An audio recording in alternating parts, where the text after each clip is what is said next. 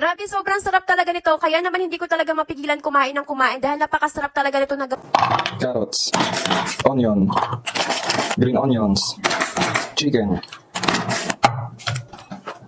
powder, salt, pepper, oyster sauce, flour, isa pa. Mix lang natin. Kahit walang itlog, okay na yan. Lagay lang natin sa plastic ng yelo.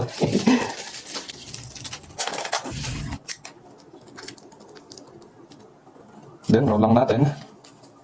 Water and flour mixture. Pahid lang natin. Ganito. Sa tubig, maglagay lang tayo ng cornstarch. Yan. Ito yung magpapalutok sa seaweed roll natin. Dump lang natin. Parang napakasarap naman ito. Sarap. Ketchup, sisig sauce. Sarap yun.